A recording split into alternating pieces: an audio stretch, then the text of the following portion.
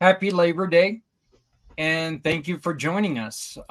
We have got a very, very special show, especially for one of our members who is here. We're going to continue the story that Aaron started, and we have mom and dad, which is, really extremely cool. And I just noticed we lost someone. There he is. I was like, wait a minute, we lost someone. What happened? We went to capacity to where we had missed someone. But Aaron, we've got your parents on today to talk about their side of the story that you gave, which is the loss of your sister. So I want to thank you. I want to thank your family for taking part of all this. Just the courage, I think, is fantastic. So let's start with you. And why don't you give us your introduction? As everybody can see, we got a full house today, which is great. But let's start with you. Let's give an introduction, and then we'll get them on in. Hi, everyone. Happy Labor Day. And I'm so grateful. I never thought I'd see the day when my parents would share their experience and their story about my sister. And it just blows my mind. And I know that there's going to be so much healing that comes through this experience for them. And also, it's going to be a blessing to other people I know, because there's so many people who are navigating the loss of a loved one. And as far as who I am, I'm a new member of the family here with this wonderful, incredible, and impactful channel that is really just bringing so much awareness to the world about, this epidemic. And outside of this, I love to do ministry, New Age to New Creation, as a life coach that kind of has awareness of, what is the purpose to life? Like, what is it? And really being able to step beyond the things that we can accumulate in this world and into something that's even deeper. So I have a ministry that I am still developing and blossoming. I'm in this phase right now of transition, and more details to come soon. But I am just so grateful to be knowing that I have this opportunity to be here to make a positive impact right now. And wow, just everything's come together for, I don't even know the words to say, because I'm just thinking mostly also about my parents coming on and sharing their story. So I'm a little jumbled at the moment, just human things. So thank you all for hosting all of us. And I just want to appreciate my parents who are listening, who haven't hopped on yet. I just want to appreciate them for their courage to share their story. So thank you all. No, thank you, Aaron. Stephanie, you are next, or do you need a little more time? I know that you've got feeding going on. I'm good. Hi, everyone. Stephanie Simoes. Aaron, I just want to thank you and your family. I truly believe that being here and continuing the story, we're going to help so many more people. So thank you, Aaron and family, for doing this. My name is Stephanie Simoes. I work with nonprofit organizations and people year-round to assist with fundraising through One Hope Wine. I specialize in fundraising, gifting, private wine events, and wine delivery. And what I love most is when you pour a glass of wine or send someone a gift, it's a great feeling to know that that bottle is making an impact for a nonprofit that's important to you. Zach and I run a monthly show highlighting smaller nonprofit organizations to help them fundraise, but most importantly, to get their mission out there to more people. I am the co-founder of PNS Improvements, PNS Properties. We are a family-run contracting company mostly residential remodeling here in Pennsylvania. And through PNS Properties, we are investing in real estate with a focus on veteran housing. Our newest project is New Heights Homestead. We are traveling 580 miles with our family of 7 and our animals to build a mountaintop homestead from the ground up. So if you love animals, more natural living topics, growing food, and are curious about homesteading, you can totally follow and subscribe to our YouTube channel and come on the journey with us. But this channel and this mission with Footprints Forward is super important to me because the last few years in working in the nonprofit space, I've really learned where our systems are lacking in support. So I believe that education and resources for those needing assistance is really important to help bring the number of losses in the other direction. I wear many hats. Definitely connect with me through my Linktree. And thank you for having me, Zach. I'm happy to be here. Well, I'm just glad that everyone here, and I just want to say this right out. I want to thank everyone for giving up a portion of their holiday to come and join us. Dennis, you've been gone a day or two, my friend. Yes, I have. I've been blessed. Yes, I'm Dennis Schroeder, retired Army officer, founder of the Price of Freedom Foundation, a nonprofit in Middle Tennessee. And yes, I was sidelined for a bit. I'm still in I guess recovery phase. Had spinal surgery from L4 to S1 to decompress and fuse that region, and feeling pretty good about the success of that operation. But recovery from the surgery itself is, I'm told, is going to take 3 to 6 months. So glad to be able to participate here today. Just a little bit about the Price of Freedom Foundation. We tell the complete life stories of those who died while in military service to our nation, and that's from any cause. And one of the reasons that this particular topic is important to me is not only did I have personal experience with almost taking my own life when I was a young man, but there are far too many military suicides that happen, and those families, I think, need to get much more support than what they currently get. And telling their loved ones' complete life story from beginning to end is what we're about. So we're definitely looking to add about 5 more families that we serve in the next couple of months. So would love to hear from anybody to whom this applies. Well, thank you, Dennis. And we just shared your GoFundMe link in the comments. So why don't you go on ahead and give us a brief overview of the GoFundMe? Certainly. Well, our very first story is that of a machinist mate in the Navy, Alfonso Abdel Amos. And he served for 18 and a half years when he was lost at sea, leaving behind a wife, a widow, and 3 small children.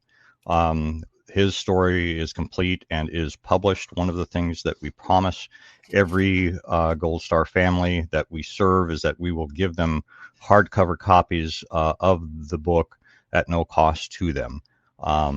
In order for us to do this, there is no print-on-demand service that can print the quality of book that we have promised.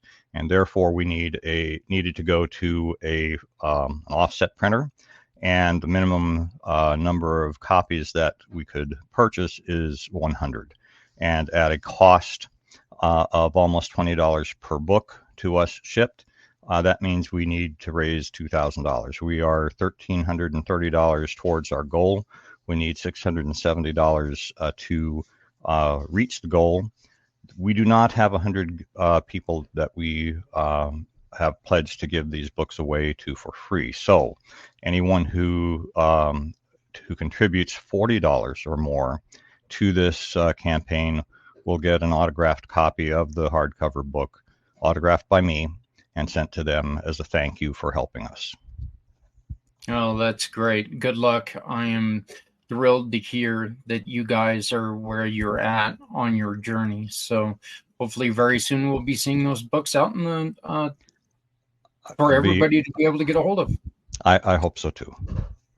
Next up, we have the wonderful Mr. Patrick. How are you doing, brother? Oh, you're on mute. Rookie mistake.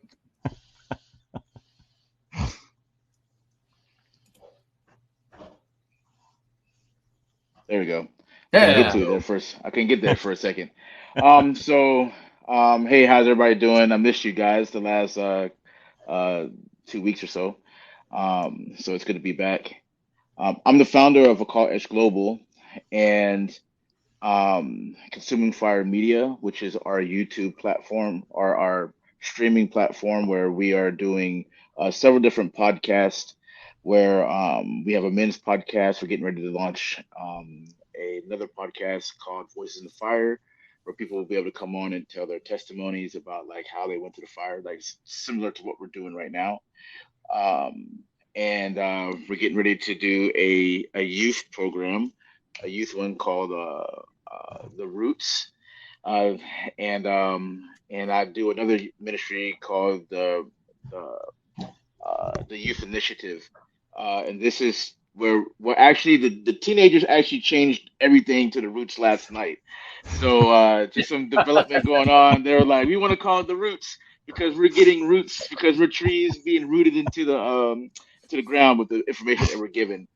And so like last night we talked about for instance, we talked about um, how what success actually means according to what the Word of God says. And when they were seeing these, uh, when they were seeing what they were able and how to actually go about things, like a lot of times the world says, seeing is believing, but the way God works is the exact opposite. Is believing you need to believe to be able to see, and this is how you get momentum into your life because if you think about it, because I was giving them an example, like pretty much the things that are invisible are the most important things. And so like your thoughts and everything like this program, it actually was it was invisible before it became visible. So Zach, you had the idea of this show invisible until you started putting work to it, and then now it's visible. Here we are here and making that dream happen. And then now that you see it, you believe you can do more. And so now that's how you get the momentum for success in your life. And so I was sharing this with them, and they were just like, I mean, they were taking notes and asking questions. It was, I think, last night was one of the coolest nights that I've had with teenagers in a long time, man. So, these are the kind of things that we're doing. It's just I give the tools to them, so they can use those tools to build the houses that they want in their life. So, that's what I do. The Youth Initiative, and then I podcast, man, and I do this show with you guys. So, just a blessing to be on board. Yep, and we're working with them, with both Aaron and Patrick, to where we can get their podcasts right here on the PAC channel so everybody can be involved with them. Let's hope that goes through. Thank you very much, Patrick. Last but not least, my brother, Mr. Z. How you doing? Couldn't be better, my brother from another mother. And happy Labor Day to everyone, even though every day is a holiday for me and everyone here. I want to say thank you, brother man, and everyone for having me here. It's always a delight to see everyone here and, of course, supporting our veterans and veteran-owned business owners. So with that being said, my name is Z, or you can call me Mr. Z. I am a web developer, and I am also a consultant that specializes in helping nonprofits, veteran-owned business owners, family-owned business owners, and entrepreneurs like yourselves who are looking to announce upcoming events, book online appointments, or perhaps accept donations and sell products and services without the use of eBay or Jeff Bezos. I also provide a free consultation to those who are looking to get started on their brand new website and to those that have an existing website, but they're not comfortable with the idea of making changes to the back end of their website, whether it's WordPress, Squarespace, Wix, Shopify, and more. So with that being said, if you are looking to maintain, develop, or redevelop a custom website that is specifically catered to your needs, well, let's develop a website the world is waiting for. Thank you very much, and back to you, brother man. No, thank you very much. And okay. In my defense here, we introduced him to the family. So there was an introduction. It's not like I was trying to forget him. The web detective, Trevor Gibbs. How you doing? Hey, what can we say? You know, you can treat me as a member of the family, or you can say he's a long distant relative, you know, who comes from overseas. So I can see why you might want to forget me. Oh, well, you know, Trevor, it's kind of one of those things, and I know you've heard it many times. You know, I can blame head injury because of the motorcycle accident, but I wasn't that bright to begin with. So, I mean, come on. Yeah, I know. We just have to give you a little bit of grace now and again. I just don't know how long Grace wants to sit here and support you. Go ahead and give us your story, my friend. Well, I was going to say, leaving me to last, I don't know if that was a good thing, because we'll soon find out. So, yeah, I'm the web detective. And what does the web detective do? Basically, he's here to help to protect, serve you online with your brand identity and your compliance. One of the things that we've mentioned before is about how many websites allow people with disabilities to come to your website. And with that, the answer is pretty much very few. So I'm actually here to help you as a business owner or a non-profit to make sure that you're engaging with everybody equally, and make sure that that is a reality where we're not alienating anybody to be left out in the cold where they cannot find a product or a service that you may be offering to them. Now, over the years, I've spent a lot of time to help non-profits with my Charity Revolution hat on. I've been a marketer for 20 odd years, and realized through those years, one of the best things to do is help those non-profits into the realms of how to be engaged, how to be found, what is about promoting the word, and the reason why you're doing that. And that's why I'm here. I love to help those non-profits and those small businesses just so they can be seen, because, as I say recently, if you're not being detected, it means you're not being seen. I've never heard that one before. I like that. So thank you.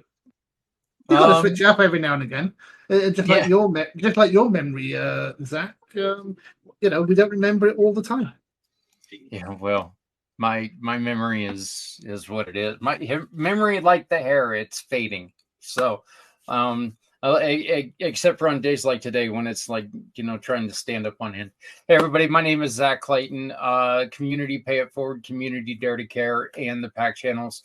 Look, our purpose is one purpose. We want to try to help you, whether you're a small business or a medium business, whether you're a small nonprofit, medium nonprofit, to the neighbor next door. No one has to go it alone when we all come together. That's our motto. It's what we believe in. And we just want to be there to help people, no matter who you are, no matter what you do. You'll sometime in your life, you're going to need help. So I'm done with that. And Patrick, I know that you brought him in, but I am going to leave it up to Aaron. Please introduce our wonderful guests. You're on mute now.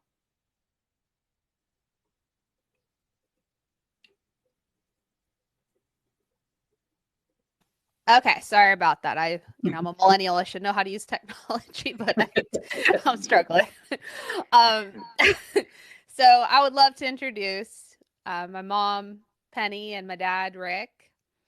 And they have been just incredible people in the world, as far as Rick he was in the military, he is a Marine, and he's very proud of that.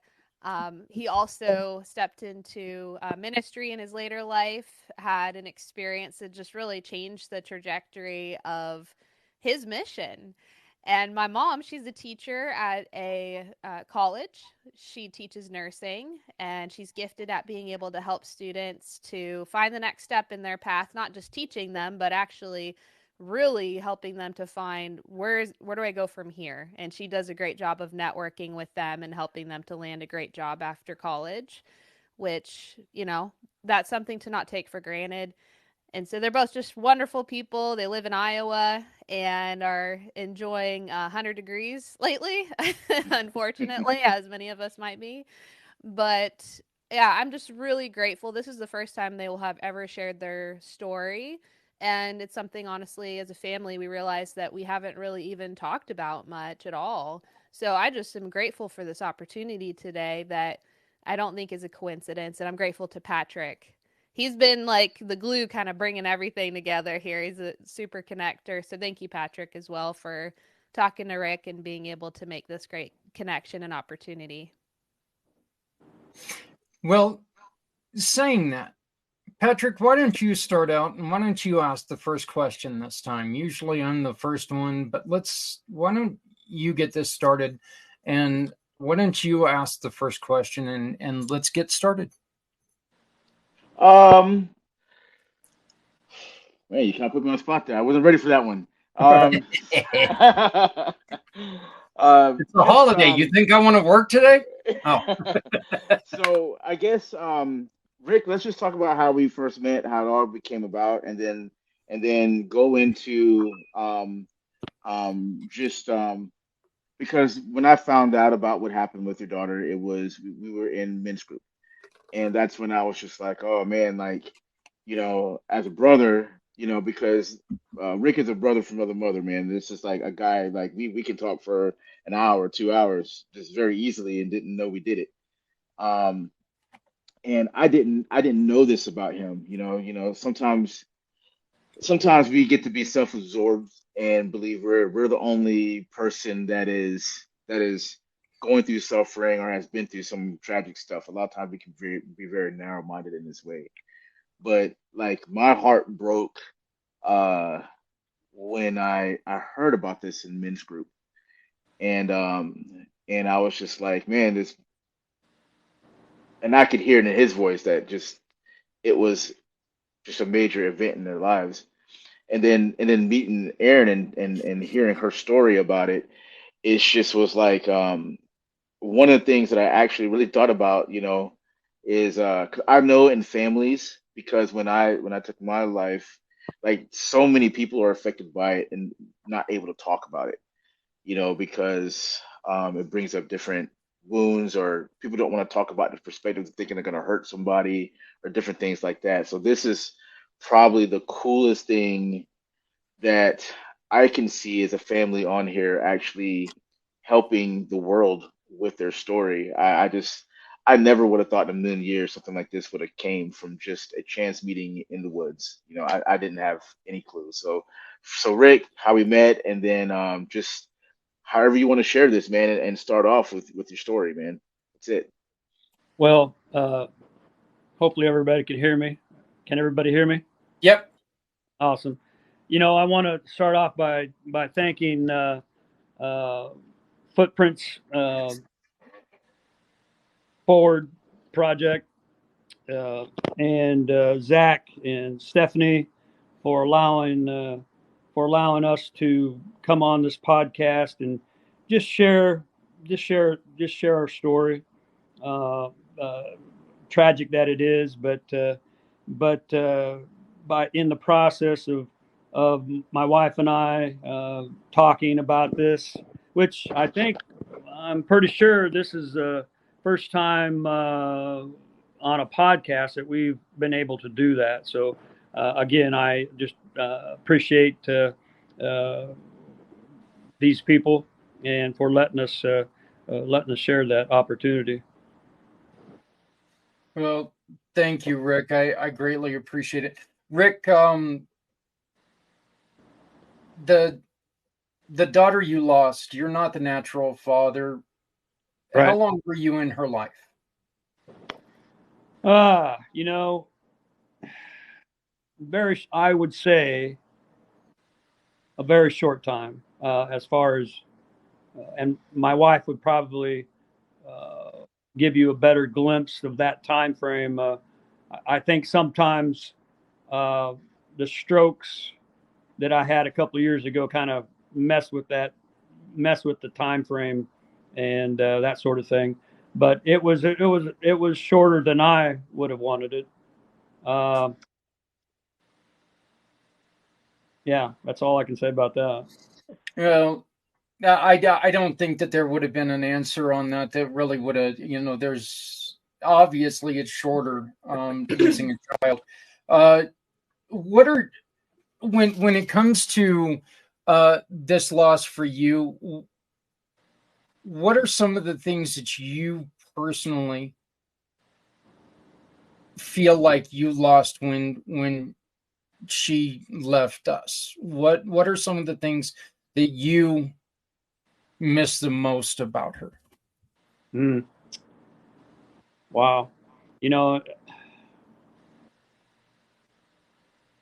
her laughter, her ability to care for others, knowing that she had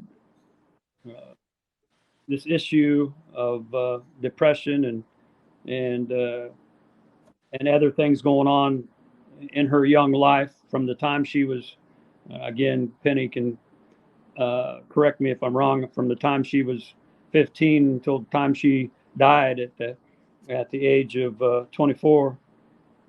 And she wasn't even diagnosed with an ailment until her later years. And so she loved pets.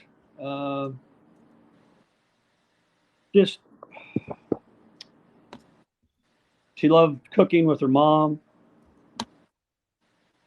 And I can remember, just jumping forward real quick, just because that's in my mind right now. On the day that she took her life,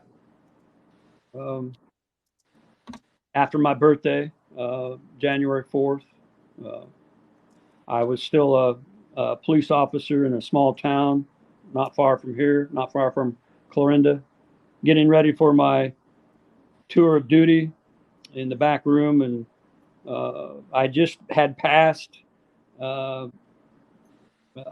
wife and Brandy at the oven as they were baking cookies, having a great time, and went into the back room and was putting my stuff together. And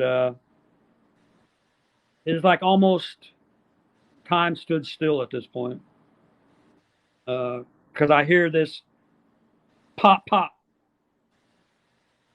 And I said, that sounded like a gun. And sure enough, it was. I mean, for whatever reason, she walked away from the oven and went down the short walk down the steps to our bedroom where I had my service weapon. And she had tried, I didn't know this before, but she had tried to unlock that previously and couldn't do it because it was locked. And so for whatever reason, she found out a way to get that done, and took her life with my own service weapon. I just want to say real quick that, thank you for your service in the Marines, and thank you for your services as law enforcement. Obviously, Aaron, your parents are exceptionally strong. Penny, you're in nursing, so this is when your daughter walked away from that kitchen and you heard those pops, you being a nurse, what was the first thing that you tried to do? Well, I was in the kitchen, and we were making gingerbread cookies, and it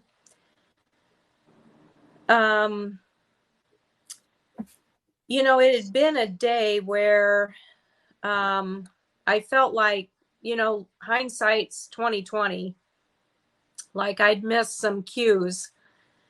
And I heard the pop, and not being around guns that much, it took me a second. I'm like, what was that? And then I said, oh no. And I just ran down the hall, and you know, just this I think is helpful to just let people know, because I've heard other people talk, but when I saw her, she looked like a little baby laid back, with her eyes shut and her hands on her stomach. And I thanked God even that day that she didn't suffer and that I couldn't tell that she had shot herself. You know, I just give, you know, I feel like God, when you go through something like that, and I know other people go through different things, but I think God is there for each person individually to not push them further than what they can tolerate, not to, I think God is there. And I just thanked him that I was able to make it through those times. And so I just took my phone and about yelled for my husband, and I called 911. And this is something that I think now of. You know, if I'd lived in a big city and I'd called 911 and they said, hello, how can we help you? And I turned to him and I said, I don't know what to say, because being a nurse, you're usually saying, you know, the pulse rate is this, or they're breathing, or they need this or that. And he just said, tell them she's dead. You know, it's like, and I thought, if I was in a big city, they would have thought, why is she questioning what to say? You know, I just think of the stress I could have had in a big city, and it went out over the scanner. So a lot of friends came to support us, and I just got down and put my head on her chest, and I just kept saying, I can't fix this. I can't fix this. You know, I think that was the hardest thing for me, was we had struggled for 10 years with a lot of times we didn't even know what it was, trying to get her to school. You know, and I talked to one of her doctors at one point and said, what is this? And he said, we won't know until she's about 21, because that's when the brain, you know, finishes developing, and some of this stuff really shows itself. And I just was glad to be there, that I was able to do that. And thankfully I had enough sense to do that. And I remember the police officer running in, and, you know, he was doing his job. And I so appreciate police officers, because he didn't know who I was. I mean, he didn't know what I was going to do with I mean, how does he know what is happening in that situation? So he's like, get back. And I didn't listen to him. I just sat there, and he found the gun and whatever. And then eventually they helped me leave the room. But, you know, I'm just really, you know, and talking about that, I'm grateful for the police. That they are so professional in what they do. And I was so grateful for the ambulance people, because they came and, you know, they were very kind. You know, I was surprised. They offered me all kinds of medications. I was like, no, for me personally, I said no. I knew grief a little bit, and I knew you had to walk through the pain. And if I needed something, I would have taken something. But I felt like I was going to, if I was going to cry, I needed to cry. And I needed to feel what was happening. And I didn't want to put it on hold, because I knew it was a tough process. It's like in shock. I mean, sort of in shock. And I think the thing is that is so hard with death is that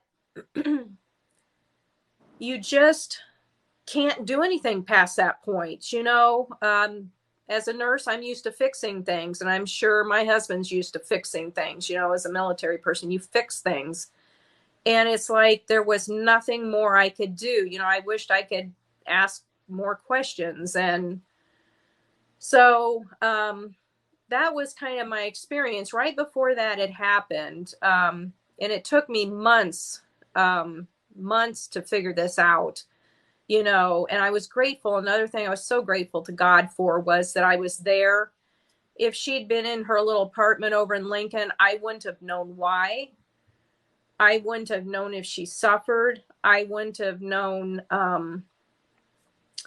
all those things. I would have felt like I couldn't help her. So it sounds to the typical person, I didn't understand this stuff until I walked through it, that actually knowing why somebody dies and if they've suffered is so important for closure and for just to be at peace. And right before she had gone down the hall, she said to me, "Mom, this has only been 7 minutes and I have a lifetime." And I did not understand that. And I figured out later that she had been given an injection of a medication for her mental health that lasts a month. And she had just gotten it. It was very high in her system, and it was making her feel, her feet and hands, and especially her feet, feel very much like, they just were really bothering her. And afterwards, I Googled that and found out there's a high suicide rate for people from the side effects of medication. And I wasn't used to this med. And I'll tell you, the hardest thing I think is to forgive yourself that you didn't know more, that I didn't understand that. And later on, I realized she was telling me, but I just missed it. She was always so calm, and she would just tell me stuff like that. And, it took me, I would say, probably 6, maybe even a year before I could let that go. And I think the thing that really is tough is one thing that was really important, I would really highly recommend to anybody that's going through grief in a suicidal situation, is that they allow God to give them resources that they need by whatever comes into their life. And there was a Stephen's Ministry, I believe it is, out of St. Louis. They send out 4 different little pamphlet booklets every so long in the first year or so. And I had read in there that when a person after an event like this happens, that you keep going over and over in your head, like, could have I done this? Could have I done that? If I had done this, if this had been this. And I kept doing that. I just kept going over and over. Well, she had this that was a positive. And, the book said that the mind, it's almost like a case of denial. The mind believes that if it thinks through that process enough times, it will come up with the solution of what could have been done different. And then if you can think of that, you can fix it, and it will change the outcome. And when I read that, it put it to peace for me. I realized my mind was trying to preserve me from the pain and trying, just the loss, the hurt, the loss. And so it helped me calm down on that. And I hear other people now with losses where they're just like, well, I should have done this. I should have done that. If this had been different, or why didn't I see that? That's a natural thing that the mind does to, it's kind of like denial. It's a way of protecting the mind. So you don't have to feel the pain. And that helped a lot because, you can be really hard on yourself, very unforgiving. Boy, as a nurse, I should have known this. I had done suicidal assessments. At one time, I worked 6 years with adjudicated youth. I'd done a lot of suicide assessments, and had a couple boys that tried. I mean, I taught it. I knew the signs. And so, one thing I really want to put out there to people, just in a really heartfelt way, please do not feel guilty about not catching the signs. Of all the people in the world that should have caught the signs, it should have been me. And, I had to forgive myself and realize I'm not God. I don't know everything. It's hard. I can tell you, it is really hard to see those signs. She was doing really good. It was the best week she'd had in 10 years, the 3 weeks before she died. I thought she was getting better. She actually had a lot of hope. I know what to look for, And so,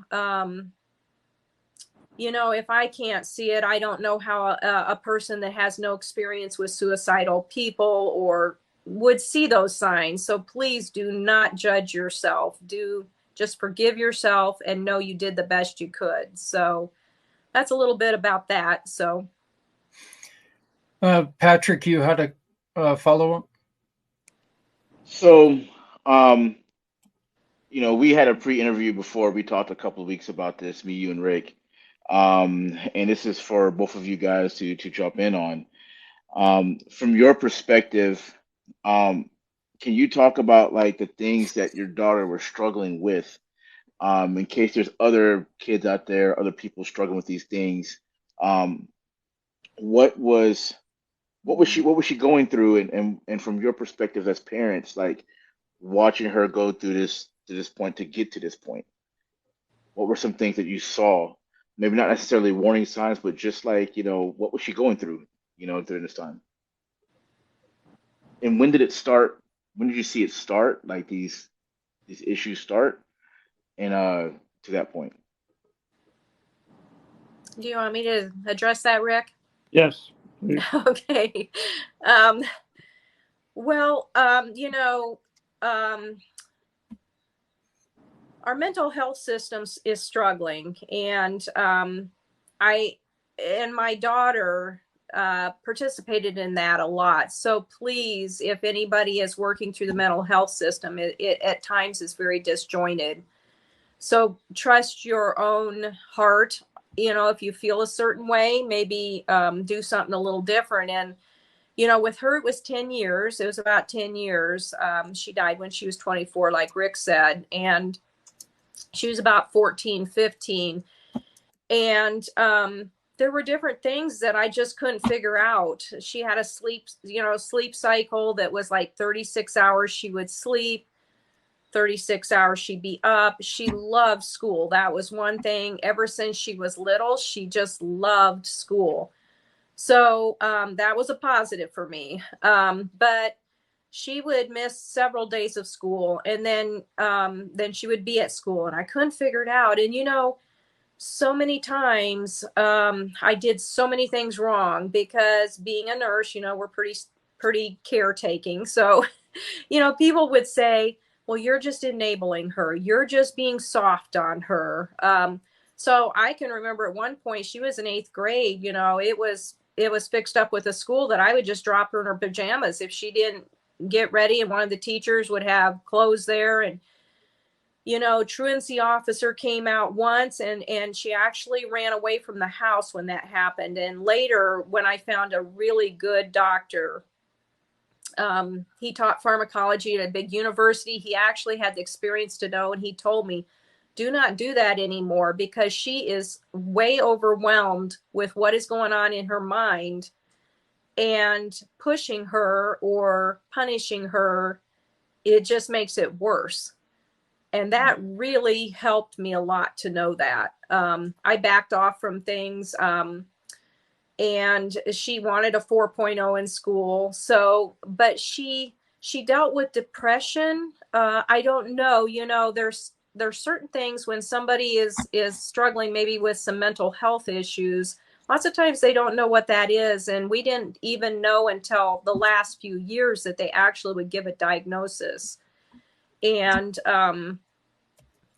I would say, the thing with depression, and later on, she was diagnosed with schizophrenia later on.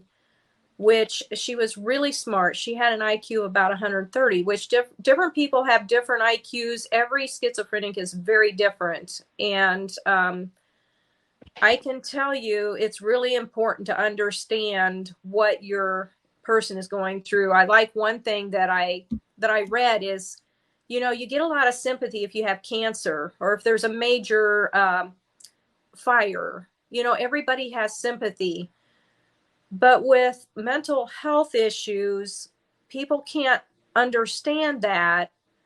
So you don't get the sympathy. Like I struggled with this for 10 years, wishing, not knowing what to do, looking, and people didn't gather around and help me like they would if she would have had cerebral palsy or cancer or some other disease. It can be very lonely.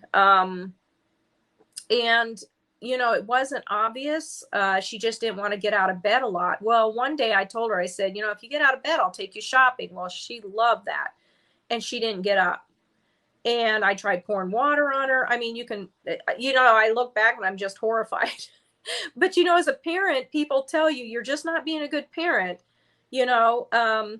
And so she struggled through that. And then eventually, when I realized what was going on with this doctor when she was about probably in 9th grade, I fully accepted it. And then we would talk like, you know, I would say to her, you know, if you're depressed, is this on a scale of 1 to 10, what is it? And she would say, well, Mom, it's probably a 2. So I got her to really be able to just talk to me and to understand that was something she was struggling with. And then later on, you know, when she started having voices, and I remember her coming to me and just being sad, she said, Mom, am I causing this? And I said, no, honey, you're not causing this. You know, she thought maybe she was causing it. And then, you know, I taught her that schizophrenia is like having, if you're asleep and you have a dream and you're not quite awake, and you might just, it might be as real as it can be that maybe something is happening. That's the way schizophrenia is. It's like having a dream, or it's like having a nightmare when you're awake. So you got 2 worlds. You're like walking between 2 worlds. And it's really hard. And with her, she was really bright. So I always tell my students to watch A Beautiful Mind if they want to see what it's like, because it is really tough. She would look into people's faces to see if their mouths were moving, because she couldn't tell if the voice was coming from the person or she was hearing it in her head. And she was smart enough that she actually could figure out, kind of like he did, how to handle that. But one of the things I'd really like to emphasize is, and this is just a real thing on my heart, is that when people go through medication changes, and when she was first having problems, we went through a medication change about every 2 weeks. It's a very high time that a person is at risk for committing suicide, because what happens in their brain is chemical, and they may have depression. She had an out-of-body experience with one of the meds. And so what I would tell her is, you know, whenever she would start a medication, she'd say, Mom, I'm really depressed, or Mom, this is really making me feel funny. I would say, remember, this is medication regulation. This is not who you are right now. Don't do anything during this time. And she'd say, oh yeah, Mom, I got that. And thank goodness for that, because I ran into several people. I could not believe how many people that, like a lady that lived in a flower shop above, or worked in a flower shop above her apartment. I went up to talk to her about sharing Wi-Fi with her. And she said she had a young grandson that was a teenager, went to the doctor, had a mental health issue. He put him on a medication. Actually, it was schizophrenia too. Went home and he started on the medication, and he ended up killing himself. And it was purely because he thought a young person, when you change a medication like that and their mind starts working differently, they think it's real. They think if they become depressed or if they have this different thinking, and it's really the chemicals changing in the brain and everything is changing, and they don't know how to deal with it, and they think it's who they are. So, I just really put out there, please, if somebody goes on a mental health med, please tell them that for 2 weeks, don't trust what's going on with themselves, and talk to people, let people know what's going on with them. I call it medication regulation going on. And we walked through that several times with her with the medication. Medications are tough. I mean, special mental health meds. So we did a lot of that. She was very positive. She would put up notes around. She loved Happy Bunny because he was kind of humorous. I was always grateful because she had no negative symptoms, which sometimes with that mental health disorder, they have negative, but she could laugh still. And I was thanking God she had a sense of humor. And the first time this kind of popped up was when she was in college, and I went to visit her, and she asked me if squirrels could talk. And knowing her goofiness, I said, no, dear, squirrels can't talk. That's not true. I thought she was messing with me, and that was the first time that she actually started hearing things. And then I noticed she was watching license plates. And so that was kind of something that I was like, well, I know she wants to work for the FBI someday, but she sure is focused on that. And, it wasn't until she had her first psychotic break and then got on medication that I really began to feel like something had happened. But you can have psychosis with a lot of different things. So, I thought maybe it was her sleep cycle, because just lack of sleep can cause psychosis. So, it was really frustrating to me as a parent because they would never give a diagnosis, because they're very slow to give diagnoses. I would say until I got her death certificate, I did not have a clear, this is a diagnosis on her. And that makes it harder. I think it made it a lot harder as a parent to know how to handle that. And I know a lot of people struggle out there with teenagers maybe that are having stuff going on and they're not sure, what it is. And so that's kind of what we went through. She was very open. I normalized. She was very responsible to choose her meds. I gave her autonomy, that she was very involved with her own mental health. She was very interested in getting well.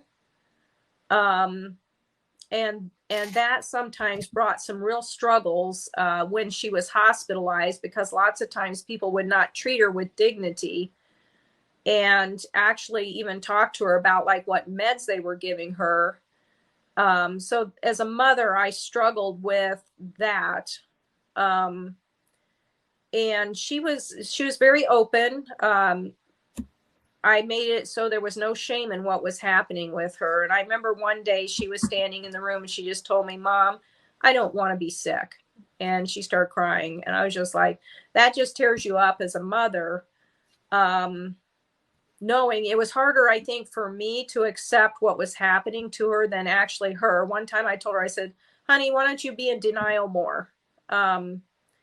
She told me, Mom, I won't be able to have kids, or I'm not going to probably be able to work for the FBI. These were things, and I wasn't quite ready to hear that, I think. But I really thank God that she was who she was. It made it so much easier to handle that grief. And so then, it just came up to that point. She'd been in the hospital for about 8 months for the first time, right before she died. And she'd been out of the hospital 3 to 4 weeks. And those were really wonderful weeks. And she was looking forward to going back to school. She was going to take accounting because she wouldn't have to work with people a lot. There was a lot of things she had hopes on. So, it was such a shock, because usually with suicide, if somebody has hope,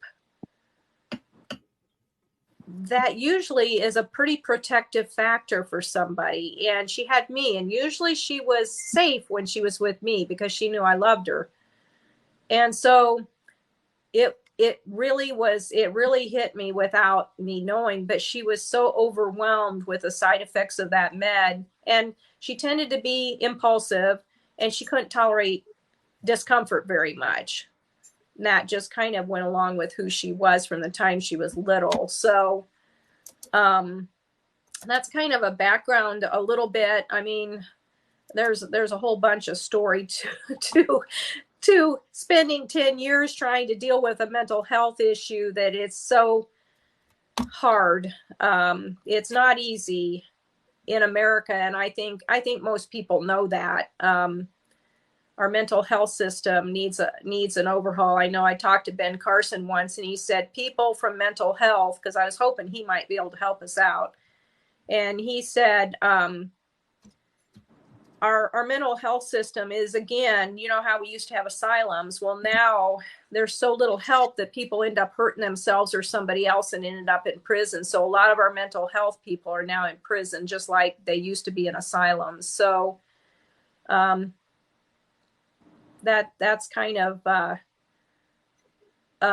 overall of what her chronic illness was. And if I could recommend, there's a book, let me see, I have the title of that here somewhere. It's called Surviving Schizophrenia. It was given to me by a crisis center, a family manual, and it's by Fuller Torrey, MD. I'll tell you, that book helped me so much to know what I was going through. And I think mental illness sometimes can be so mysterious. People are afraid of it. And if you can understand it, then you can understand it, kind of like cancer or something else. And that book really helped me know how to navigate the hospital system, what the person was experiencing, just understand it a lot. So, yeah, Penny, if you can do me a favor and send me an email with a link to that book, or how people can get a hold of it or whatever, that way we can share it out, I would greatly appreciate it. I would love to add that to this. Rick, I would like to was there anything that you had that maybe Penny didn't offer up there? I thank God every day that my wife is in my life, because not only her being a nurse and being able to work with her daughters, and especially Brandy, during that significant time. And I always wasn't the best. I always wasn't the best parent during that time, or good husband. But I knew her heart's content, and our faith is very important to us. And so I just thank God for her ability to be, I guess, in the nursing profession, as far as teaching the RN program and being a professor, and the knowledge that she's got to just have her daughter. I would think if Penny didn't have her experience, Brandy would have given up a long time ago. She'd have probably been dead as a teenager. And so I just thank God that for my wife, and I don't tell her that enough. So yeah, it's all good. And again,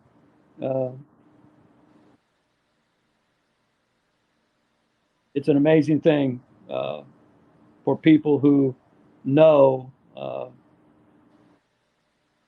the reason for anything, and that is God Jesus Christ gives us that knowledge, and so that is my hope for anybody who goes through a crisis like this, because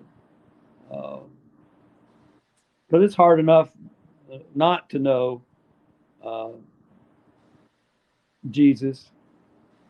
And I don't know if anybody who has struggled with this and not knowing, not having a faith, I couldn't even begin to know how to deal with that. So again, I just love my wife and what she's done. She was instrumental in taking care of Brandy. She took care of her daughters, and she was instrumental in saving me a couple of times. And so I'll just leave it like that. Stephanie, I want to ask you a real quick question, and then bring you in to ask any questions. But Penny had mentioned medications. We know that your son has afflictions, and I had the recent situation in my family. And Penny, this is something I would also like to get your answer to. Do you feel at times like the medical profession is kind of just treating your child like a dartboard? Hey, we're going to throw and see what sticks and what doesn't. Because I felt like that a lot in a situation where I felt so defeated at times, because I felt at times like they weren't trying to diagnose, they were trying to experiment. And I think that's really hard. Do you feel like that? And then please, do you have any questions? That was for me, right? Yes, yes. That last one. Okay. All right. So I do a lot of research with other parents with a similar illness as my son, and many a times psych meds do not blend well in these situations. We have not ventured out to that at all. In our situation, basically because their immune systems are compromised, they need a longer form of antibiotic in order to treat whatever infection is going on, right? Whether it's strep, or whatever else. So we've been on medication like azithromycin, clindamycin, things like that, different medication for strep and other infections for a longer period of time to help solve that. There are other steps beyond that if that doesn't help, obviously, with this condition. But as far as medication taken at home and not like IVIG and plasmapheresis and other more invasive methods, we have not ventured into psych meds. And I will try everything in another way before going in that direction personally with our situation. But I will share, and this kind of goes into my questions too, I will share that I have a friend that when we were in college, her uncle lived with his elderly mother, and he had schizophrenia. And I was very close to the family at the time, and they struggled a lot. And I do remember that his meds were switched, and he used to walk to work. And we were there together one day leaving for work, and the police showed up at the house. He never made it to work. I really, in hearing this and experiencing that and being there, that day and receiving that information, because he took his life that day, it seems like the change of meds are a serious factor in all of this. So I guess my question to either of you would be, if someone's in this situation, would you suggest people take certain steps, with the mental health meds and being monitored? I know you mentioned 2 weeks, but I don't know, stay home have somebody, just being there and staying home so you're not exposed to other elements, also, or maybe a different approach to help with symptoms that they're experiencing beyond the meds that may help with some relief. I don't know. My brain goes in that direction. And, I know our experience with my children at home is completely different than this, but however, there needs to be a gap with mental health, because even with my son, a lot of the symptoms look like mental health, but it's infection based. So I too experienced the isolation where people don't get it. A lot of doctors don't get it. People see a child and they don't see, all of the symptoms all the time. And they think, we call it the invisible illness. So I understand that part of it too, where people don't know how to support, and it can be very isolating. So anyway, that is my question, Yeah, Penny and Rick, any advice on, being monitored or maybe a different approach that you think may work? Well, yeah, Penny and Rick, Stephanie's son was diagnosed with pandas. So that's where in which I'm sure I don't have to tell you what that is, but so that'll give you a little more of a clue on what she was talking about how sometimes the psych meds could be detrimental. So, but Rick, you were saying something? Well, I know Penny can dwell in this a lot more than me, but in my men's ministry, I deal a lot with men who are addicts, depressed, suicidal, and I can remember when I was going to the Iowa Law Enforcement Academy years ago, and we were doing a group setting, and they invited a guy off the streets who was a schizophrenic. And when you come in, although he looked disheveled, didn't look all put together, but he spoke clearly. This particular day, he spoke clearly to us officers. And he says, you know what? As long as I'm on a specific med, I'm good. Last week, he running down the street of Des Moines naked, out of his mind, because he forgot to take his med. And so he was saying, when you see people like me, and this is for training purposes for us as officers, don't be so quick to judge. And but that's a tough. But for me, getting back,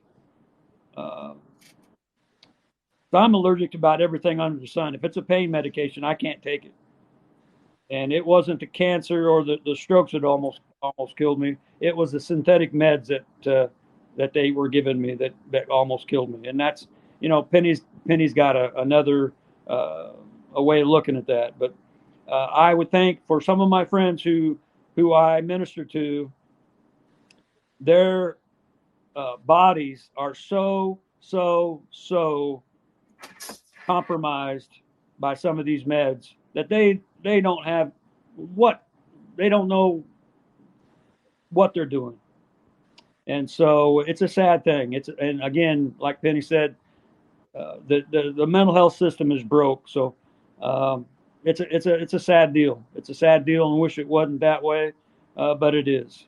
And so I'll let Penny jump in on here and give her expertise.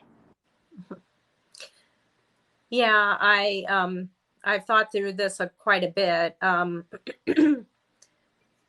It used to be people would be hospitalized. It It used to be people could be hospitalized while they went through medication regulation. And when, once medicines were invented about 1952, after that, it kind of in time, they put all the people out of the hospitals. Well, it's really, really hard to get hospitalized, to go through those medication regulations. And I don't know how parents do it that are working. And so it was very hard. One time, when early on, when she was in Lincoln, she had a psychotic break and she was in the crisis center. And, they talked to me. Actually, she was in the hospital part of that time too. But they talked to me and they told me, you're going to have to commit her if she's going to get the care she needed. That's a tough thing. I mean, I talked to my daughter. She always had, the ability to talk. And so we ended up having to commit her to the state hospital over there so that she could stay more than 30 days to have them work on her meds. And,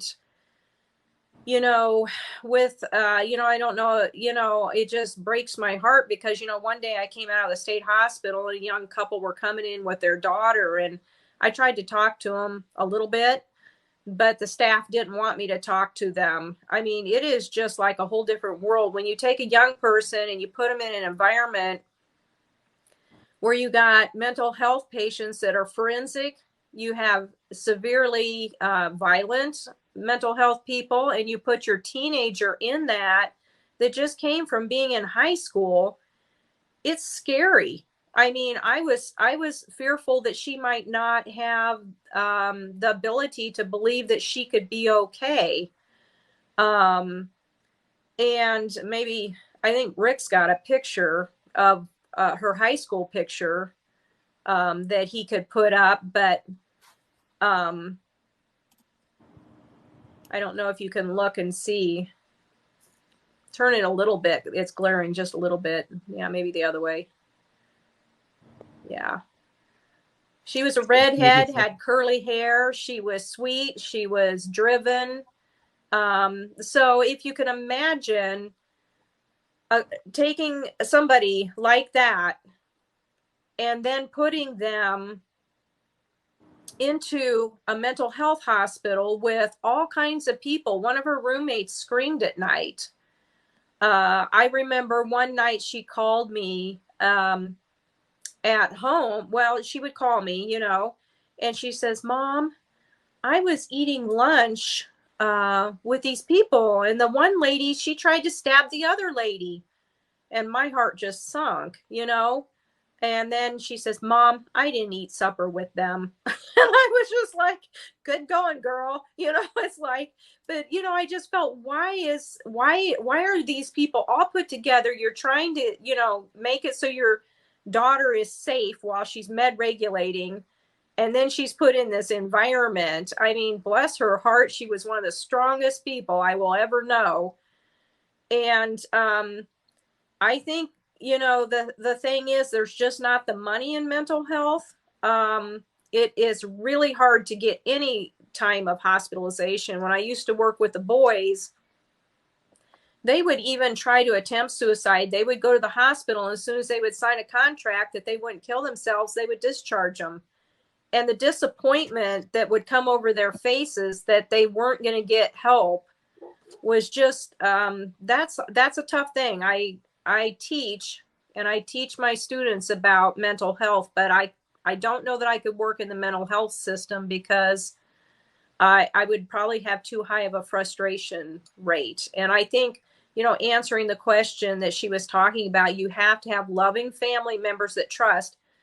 And my daughter, eventually, I found out sometimes they can only see a psychiatrist if they make a med change every 60 or 90 days to keep getting to see them. So she finally would say, when she got strong enough and she actually knew herself enough, she told them, I will not change my med, because every med regulation, even if it was a dosage change, would cause problems for her that she had to go through that change. And just in very few situations, I mean, I really love this doctor. He looked like Danny if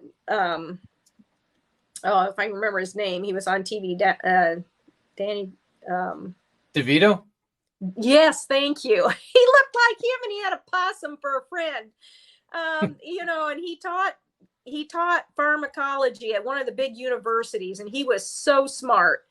And he told me, if you have a medication and you add another medication, you have a new medication. So he would always put her on a med, try it for 2 weeks, take her off of that, and try another med. He did not do this. Lots of times they'll add. I had a little 11-year-old boy that was adjudicated. They had him on like 6 meds. They had him on lithium, and so he was going to this doctor and actually gave him a medication holiday, and he was actually better being off of all of them. I just think, this is my thought, before somebody prescribes a med, please take it yourself and try it out, because, antidepressants, I don't care if it's antidepressants, I don't care if it's antipsychotics, I don't care what it is. Those medications have side effects that are very hard. And then you do get into, my daughter would be med compliant, which sometimes they treat her like she wasn't, which was frustrating. But some of these patients have gotten so resistant to medical care that they don't want to take their meds. And that's what Rick was talking about. They haven't felt respected. They don't trust. And when they're on meds, if they could engage their own will that the person was involved in their own treatment, I think it would give dignity and respect to this vulnerable population. I always wanted my daughter to participate in the decisions that were being made. I know one time they wanted to do ECT treatments on her, and I knew her brain was the most important thing she had in going to school. And they tried to get me to go ahead and push past it against her will. And later, when she got better, I told her, and she says, Mom, I would have hated you forever if you would have done that. And there's a place for it.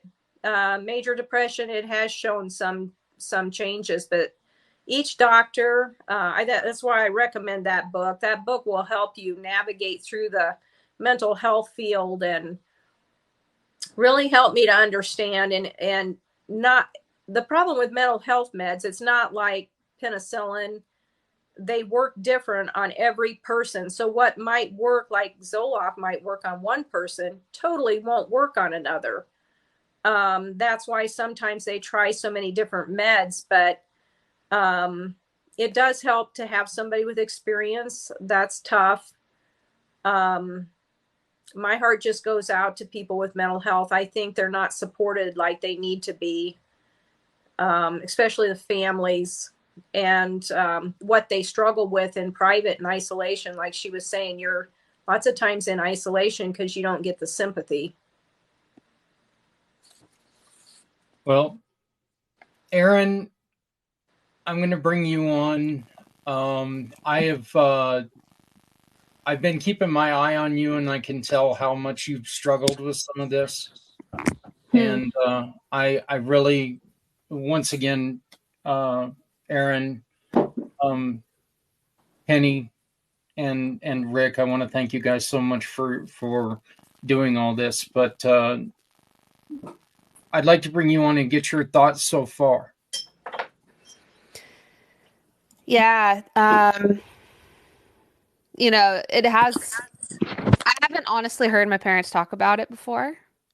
So this is like a new experience for me, and it's also a great awareness of just how powerful it is to be able to share and to hear each other's experience.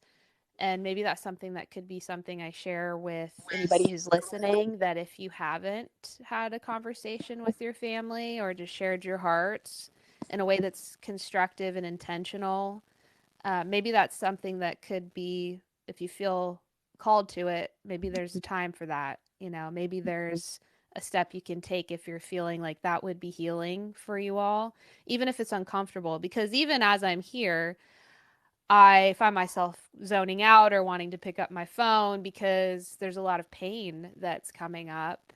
And we can recognize those things in ourselves. It's like, oh, I want to reach for this, or I find myself experiencing this because it's overwhelming. And that doesn't mean that we shouldn't do it, though. It doesn't mean we aren't to engage. It just means that there's something there that's seeking to come to the surface. And unless something comes to the surface, we can't I don't want to say deal with it, because that's like kind of aggressive. It's more like we can't unfold it and be able to unpackage that in order to have healing. And the more we are healed as people within ourselves, the less we are, for one, hurting, but also, second of all, unintentionally maybe hurting others. Because if I'm not dealing with my grief, and one of my friends maybe like goes through a similar situation, I might not be able to be there for them in the way that I could and be that kind of great upstanding citizen in the world if I haven't first dealt with or processed or unpackaged things within myself. And so those are the things that are coming to mind right now. And there are details about what they shared that I had no idea about, such as, my mom not wanting to leave my sister, and it makes sense to me. I mean, I could see why, that would be really difficult. As far as the mental health, system, something that I just want to share is how important it is to have forgiveness. I know for me that I've been backstabbed in my life. I'm sure I've backstabbed other people, I've had situations where I can be just so upset because my stepdad, my dad, Rick, he almost died from a medication. My grandpa died from a medication. My sister was on a medication, and then that kind of like facilitated a part of what happened, possibly. And I've been addicted to medication. So there's all these things that have to do with medications. And I could become very bitter and resentful and hate every doctor on planet Earth, hate every medication on planet Earth, say there's no space for this in any of our lives. I could be that person, and I've had moments of being that person. And something that's really, really cool is that God took me on a journey to go back to college a second time. I have a journalism degree, and I went back for biology. And when I was there, I ended up being a biology major, the exact thing I avoided my entire life was science. So I was like, that's hard work. I don't want to do that. I'm a hard worker, but not in that. Don't want that. Chemistry, please no. And I went back, and I never graduated with the degree, but what I did walk away with was I was in the classrooms with the medical students that were studying to become doctors. They were my classmates. And I wasn't studying to become a doctor. I was going to do wildlife studies. But we had the same classes together, and I walked away with a perspective of, wow, these are other human beings that are navigating through life. They have struggles just like we have struggles. They have things that are being fed into them of how to think and how to do things in their job. And they're doing their hardest. Like, they would stay up all night studying every single day that I know of. And it's also just really hard on, I won't get into just how hard it is on people, medical school and all that, but it built a compassion.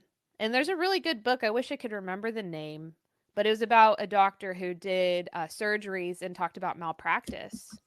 And it's like how you're studying, and all of a sudden someone didn't make it off the operating table and you made a mistake. And they share their stories and the guilt that comes along with that. So me going through that process, and I pass that on today, is that we're all humans navigating this world the best that we can, and have compassion. That doesn't mean we come into agreement with a doctor that is prescribing something that we know is not going to be helpful for our lives. That doesn't mean we maybe partner with some of them, but have compassion on yourself. And that forgiveness is just so important. And there's such a freedom to that. And it's an onion, you peel back a layer, you find resentment again. You might need to peel it back again. But there is a time and place for medication. There's a time and place for a lot of things. And there's also these other detrimental things that have happened on the flip side. So really be your best, advocate. At the end of the day, everyone can have their opinions, but you are the one that has to rest within the decision that you make. And not to make it heavy, but it really is your life. So if you're the one making the decisions for a medication, really take that into account. And also, I have compassion for the families right now that are hearing this, that are navigating mental illness. Maybe you're the person with mental illness, or maybe you have a family member that has mental illness, or a friend, and that you're hearing this podcast here today or in the future, and that you're like, wow, it is heavy, it's hard. I wonder if there is hope. And I just say, we are here not sharing these messages, my parents, because it's fun. We're sharing it because we love you so much that we're willing to go through that pain for you. And that's take it or leave it, and that's okay. It's not like anything attached to that, just it's for you. And I'm so grateful for my parents who have been here today to share these messages. And I'm gonna wrap that up with me for now, because I know there are other people who are going to share as well. But yeah, thank you so much. And Trevor, you're going to be coming up next, but I'm going to ask you, Penny, if you can do me a favor. And when Erin was given the gift of going in for her own treatment, what did you go through at that time? Oh, okay. Was there fear? Was there relief? Are you talking, Erin, maybe you can tell me which? Oh, you mean like when I went to a recovery center, like a treatment center? Yes. In Kentucky, is that what they're talking about? Yeah. Oh. Yeah, I shared on another one about going there around the same time that Brandy had taken her life. Okay. Was it the one that you went down to Albuquerque? No, the one for drugs, alcohol, and process. Okay, Kentucky. Oh, yeah, that was interesting. I'll have to tell you. Erin had some difficulties with that kind of stuff, and so she told me she was going to Kentucky, which I think was a miracle, because it was really an expensive program, and she got to go. And I thought, okay, I'm always hopeful, and I'm always thinking the best and open-minded. And so she called me and asked me if I would come to the final weekend where the parents come and they go through everything. And I talked to Rick, and he was like, well, it's plane tickets, and it's a long ways away, and it's a weekend. And so I got back on the phone, and I said to her, I said, well, at that time she had a different name, but I said, I'll give you $1,000 if we don't come. And she said to me,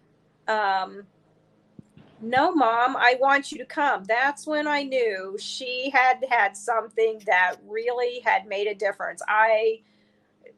When she was little, if she had a quarter, she loved to have a quarter in her hand. And, that really showed me the significance of what had happened. That was such an amazing experience. When we went down there, we got to sit in a circle, and then the different person that was in recovery would talk about, the things that they wanted to say to their family member about things that they wanted to correct and things they wanted to do. And it was the most healing experience. Our relationship has been totally different since that time.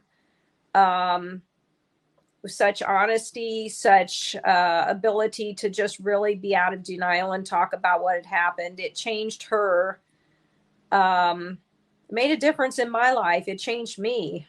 I started really looking into things I needed to change after that. And it was one of the most meaningful things, one of the events I would say in her life that just was just amazing.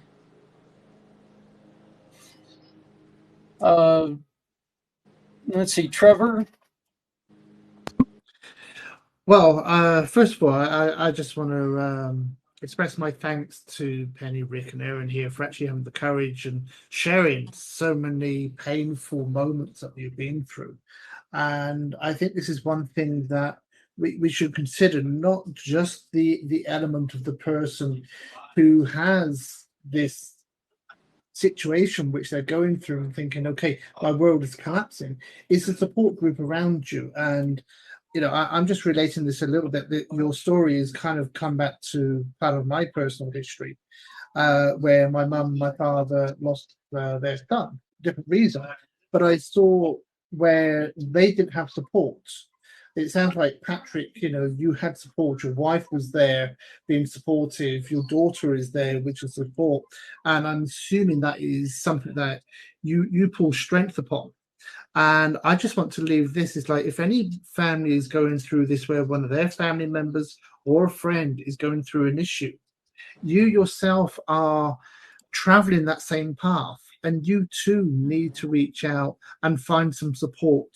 Maybe you can't share it with the person who you're trying to help, but find other groups and other people that you can relate to and just bring that support, because it will destroy your own logical support to provide help to other people.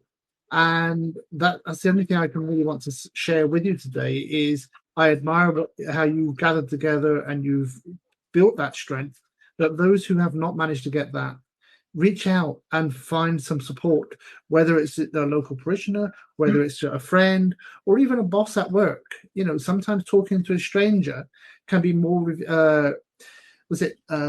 more rewarding than actually talking to somebody who knows the whole situation. So never be afraid to talk. Get out there and share, whether you are a supporter or somebody who is suffering. That's all I have.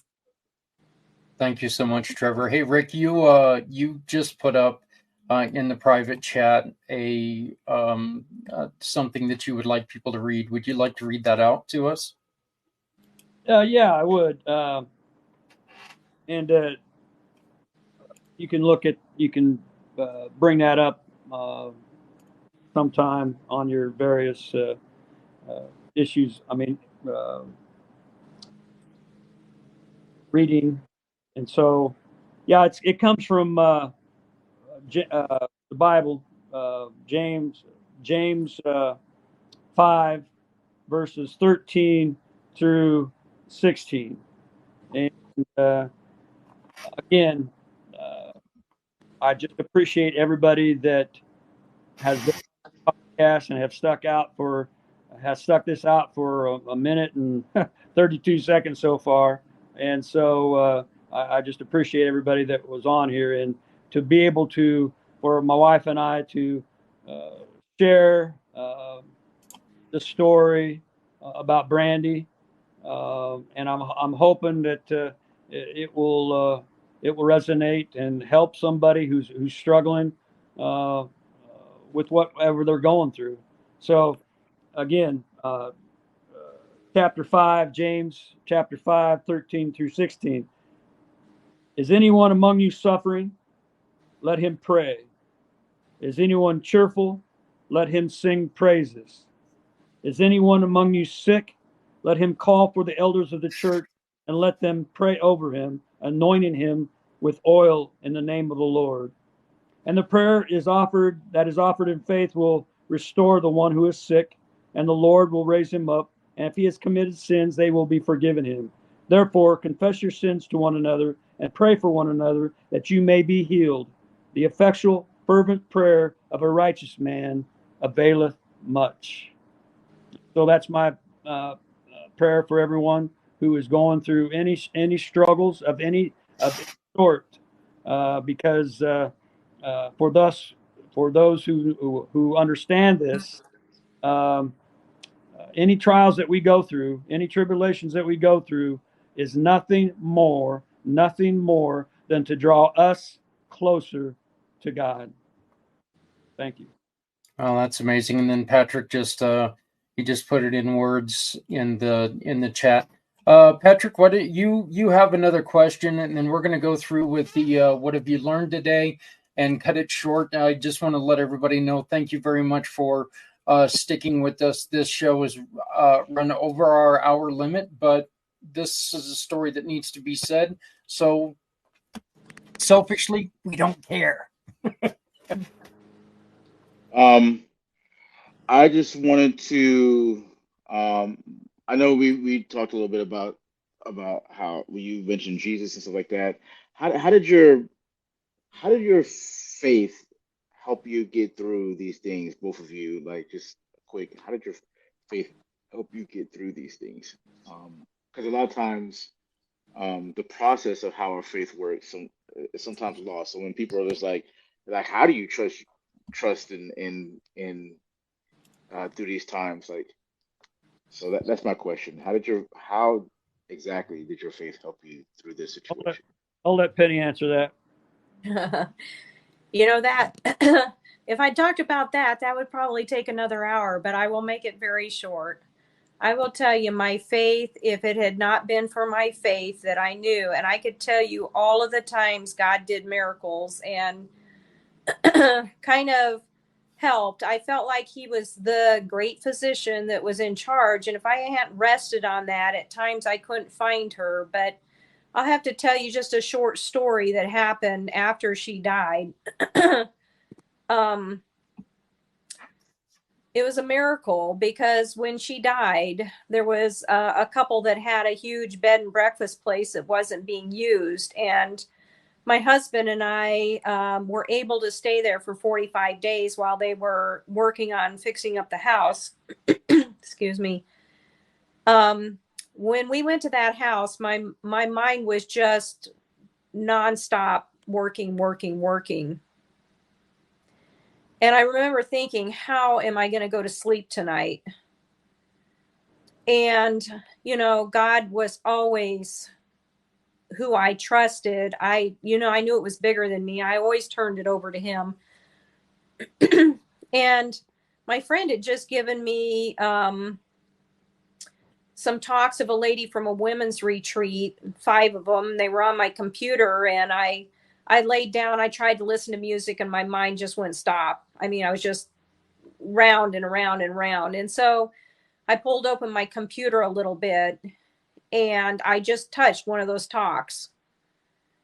And it started out with the song, and this will make me cry. I Can Only Imagine. And that was way before the movie was even out, or even I knew anything about that. That song came on, and then Revelation 21, which says there'll be a new heaven and a new earth, and that God will wipe away all the tears from your eyes. And then the lady went on to talk about Jesus crying at the tomb of Lazarus. Before that time, I'd never heard a sermon on that. The miraculousness of 2 hours after that, picking one of 5, just touching, the other ones were on totally different topics, was to me almost a direct thing from God saying, I know what's happening to you. I'll tell you that established my faith so much you would not know. It was like God was telling me, I know what just happened to you. Then probably the next week or so, I ran into a pastor, and he said to me, only God can heal this. And I'll tell you today, I started journaling miracles. If this happens to you, I challenge you. This is the time that it's way beyond you. Just ask God, say, good luck, God. I give this to you.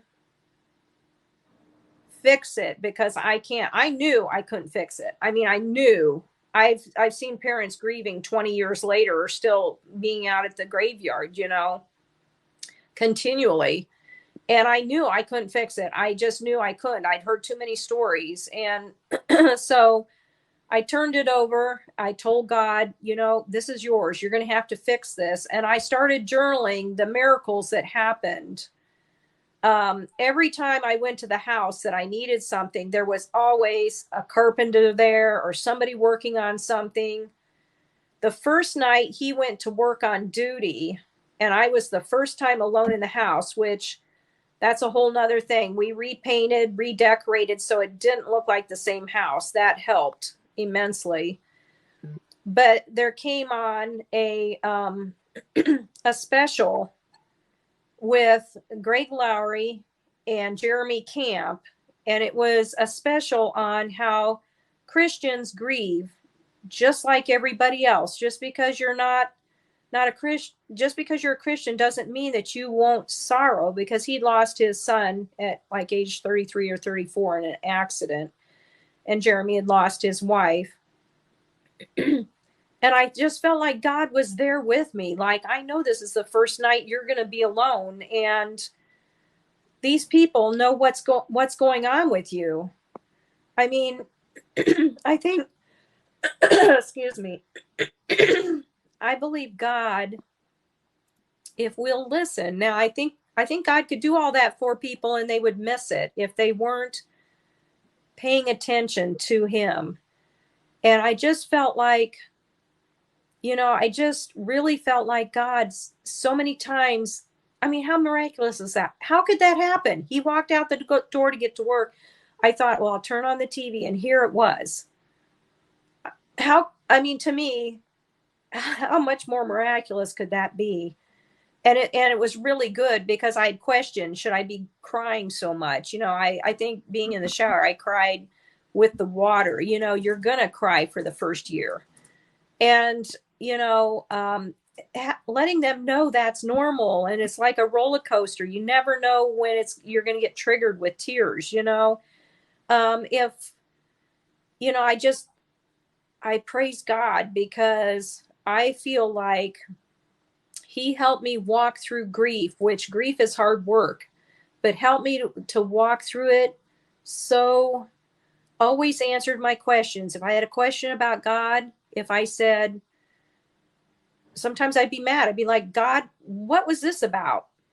And I'd say, please answer me. And like within a couple days, like the Holy Spirit would give me why, why do Christians have to suffer? Why did this happen to me? We just got on a mission trip over to an orphanage and spent a couple weeks there working with kids. A month later, my daughter is dead. I had lots of questions of God, and that was okay. He answered and helped me. Christians aren't exempt from things. They're just like everybody else. They don't get a free card, like, oh, you don't have to suffer through anything. So sorry, I tried to make that as short as I could, but appreciate it. There's not a short way around this conversation, and like I said, we're very much not apologetic for taking our time with this subject. So, Rick, was there anything that you wanted to add to Patrick's question? No, I think it's already been said. I mean, the ability to get through, like I said before, the ability to get through any trials or tribulations. I probably couldn't have done that without Jesus in my life.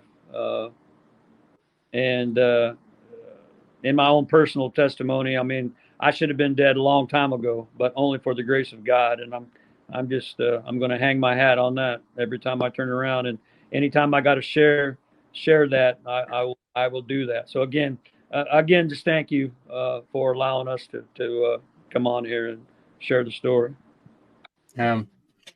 You guys are back. You guys are welcome to come back anytime that you would want.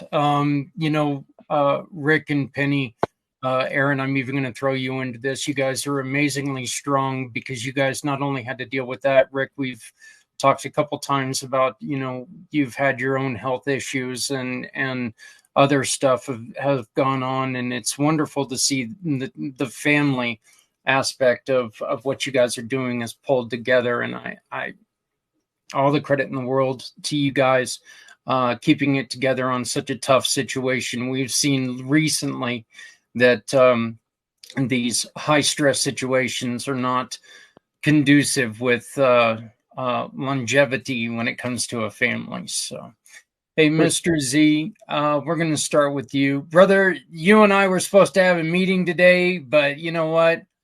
I think that we're okay missing that meeting right now because this has been such a phenomenal show. So, what have you learned? What do you have to say, brother? I learned that there's hope. And there was a lot of things that I've learned from everyone here. Aaron, Rick, Penny. You could be the expert in psychology, human brainwave activity. It's just, you just never know the signs. Forgiving yourself, it's tough. It sounds easier said than done. But when you take the time to reflect, you can't blame yourself for what you've done. And I could be wrong, but someone once said, the best part about creating memories are building them. Enjoy the good memories while you still have them, because it gives you the opportunity to reflect and having that strength. Because when you have that strength to move forward, you can inspire others to make them feel like they don't have to lose hope. If you can do it, many others can do it too. And I'm sorry about your loss. And not an easy thing to live through. And the fact that, if I could say this, Aaron, just you hearing this for the first time from your parents, sharing their point of view, and a podcast where maybe hundreds and thousands of people are listening, shows that you want to bring awareness to what is considered taboo, unfortunately. People need to know that it's okay to talk to other people about what you're going through, whether it's strangers, someone that you love, or someone that cares about you. And what I see here, it's a family that cares enough about helping other families who have other people that are living through, I don't want to say mental illness, but mental health concerns. And what I've learned is you can't blame yourself. And what you could do is empower yourself by empowering others. And I think this is a family that really cares. And again, thank you for your service and for putting yourself out there to help out those who are going through something similar to what you've been through. That's all I got. Brother Z, again, thank you so very much for joining us this week, and I look forward to our continued partnership. Please remember, you can always get a hold of Z by going to his website, zworldwebs.com/chat. Thank you, brother. We'll talk to you soon. Hey, Dennis, I know that you had to get up and walk around, but if you are able to ask a question or say something, go on ahead and pop on while we go to Stephanie. And Stephanie, ask you that same question. Well, Z just did such a great job with that. I'm just grateful that we had you all here to share your story today.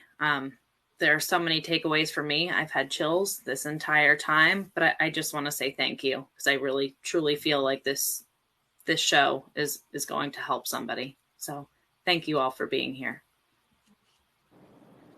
Thank you, Stephanie. You can always get a hold of Stephanie on her Linktree/Steph Samos. Join us this week as we introduce a brand new nonprofit to you on Wednesday night in the One Hope Wines Community Pay It Forward fundraising event. So make sure that you join us this Wednesday at 7 o'clock East on the PAC channels, right where you're sitting now. And you're going to be able to support another fine nonprofit doing some great work. Thank you. Yep. Mr. Patrick, what have you learned? What are your final thoughts? For me, brother, just thank you for coming on this show. Like I said, I just never would have thought that how we met would have even begun to lead to any of this, and just the impact on it. One of the things for me is just the impact of especially like the medications and stuff that you're taking. That's such a huge deal. I suffered through that. I almost died because of medications, and then it definitely exasperated the problem, the issues that I had. So just be very careful about your medications, and just don't take things because the doctor said so. Do your research and find out what your side effects are, different things like that. Also, just um, you know, you know, who you know, as in your faith. Like um, God's the one that created us, um, and He has a lot of answers for our problems if we just let Him answer them. If we go back to Him and trust Him. A lot of times we just don't. I don't know what anybody else out there believes, but it's a huge factor in in the healing process. The other thing too is just thankfulness for all of you being here. I can't even imagine what it has to be like for your family right now, your daughters, um, um, to hear from you guys as parents what you actually went through and were going through at that time from your perspective, like how big of a deal that is, and then being able to hear it from your daughters what they were going through, and just um, you guys putting your family on display. How many families is actually going to help that are struggling through these things right now, man? It's just I'm just so grateful and so beyond blessed right now, and just I'm so honored to be even a part of your lives. So thank you. Dennis is not able to come back on screen, but Dennis, you did have something you wanted to say. I basically just wanted to say how blessed I am. You're muted. No, I can hear him. Okay. No. I basically wanted to say how blessed I am, and thank you, Rick, Penny, and Aaron, for sharing this very very painful part of your life, and this story, because there's a friend of mine who I've been trying to get on to this program for a while, that has a daughter who's now 26 and started to have suicidal ideation 10 years ago when she was 16. And I think your story and your journey through this can be helpful for him. So I'm definitely going to be sharing this specific episode with him and ask him to watch through the whole thing. But and I'm just thankful that you all had your faith in Jesus Christ to support and sustain you through this. And I'm blessed to be a part of this show and this community to offer information and hope to other families that are going through this. That's basically it. Well, thank you, Dennis. And Dennis, please take care of yourself. Get to feeling better, brother. And hopefully we'll get you back on next week. Right. Penny, Rick, we've only got a couple minutes left, but is there anything that the two of you would like to say? And then Aaron wants to close us down with a very special tribute. So we're going to allow her to do that.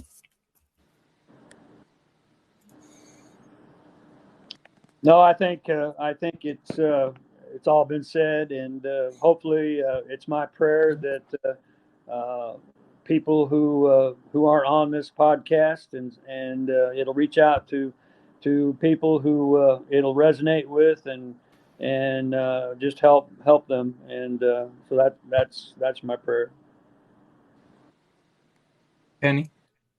Yeah, I think what was mentioned earlier, I think support and just learning about what you're going through, and talking to different people, and definitely a faith. I actually had multiple older couples that were doing prayer for her every day. And I always rested. That always made me feel good that I knew that that was happening. And just a little bit of resonance with what Aaron said.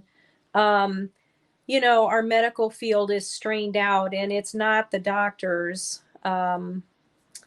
It's the finances that just seems like there's not enough money for them. They're pushed. They don't have time to see the patients for the amount of time that they would wish to do.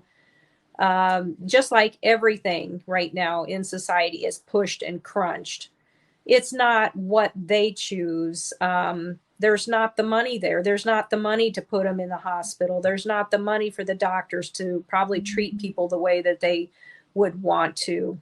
So yes, and it has taken forgiveness. My daughter was actually more forgiving than I was, which, you know, she would forgive staff that didn't have time for her. She forgave the medical system, and you know, that helped me immensely. And I think forgiveness is part of it. If we lived in Africa, there are no medications, you know, and when we were over there, we did see a lady with schizophrenia on the side of the road. They don't even have medicine. So I had to put things in perspective a little bit that way. We can be grateful that we even have medication. And it is worth, if you need it, definitely, please be on something like if you're bipolar, lithium, or whatever. It can really give you a chance that other people in other countries may not even have that opportunity. So it has changed things. So it's just frustrating. I guess I wish it was all perfect, and maybe that's grief. So thanks. Yeah. Before I turn it over to Aaron, I just want to give our little bit of a conclusion. Look, the one thing that I learned today is very, very important. You're seeing a family here that has suffered from the loss. So if you are out there and you're contemplating and you have that thought in your head, look, things are going to be better without me. This shows no, it's not. Okay. We're not trying to be selfish. We're not trying to be heavy-handed, but this life is never going to be better without you. Okay. Every single person offers something to this world.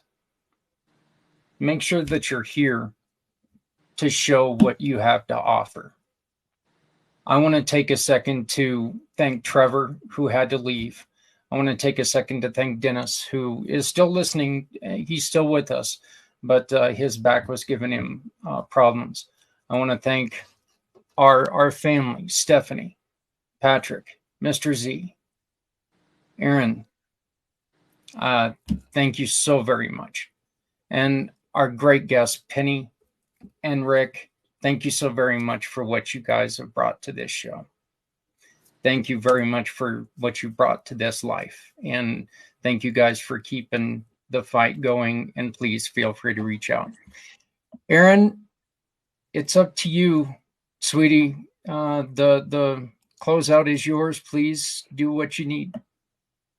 Yeah, I was going to share a photo, another one of us when we were, my sister there is with the flowers around her neck.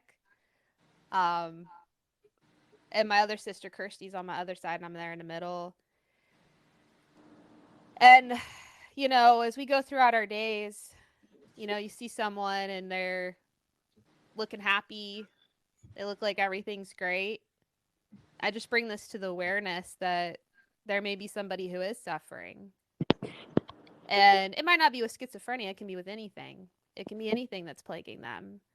And to just have that extra level of kindness when you encounter somebody who is cranky or short or is having a rough day, just as you would want somebody to have that kind of compassion towards yourself. And a couple final things about this, you know, just showing this photo, just the laughter, the joy that we can also, like Z said, celebrate the great memories that we got to share and we are currently sharing with the people in our lives. Whether it is a mental illness that is plaguing them or, you know, someone's contemplating ending their life or they have a cancer or just life ends tomorrow, we don't know how much time we have on this planet Earth.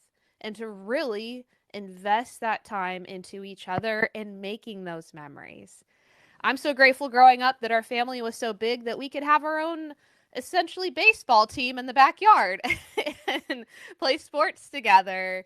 And, I remember, cutting on my sister's hair as a child and my mom getting upset about it. Like, there are these great memories, not for everybody involved all the time, but these memories we have that we get to make by just growing up together, living life together. And we have to give ourselves that opportunity as well, because I know with mental illness and just in general with our society, the status quo is to isolate.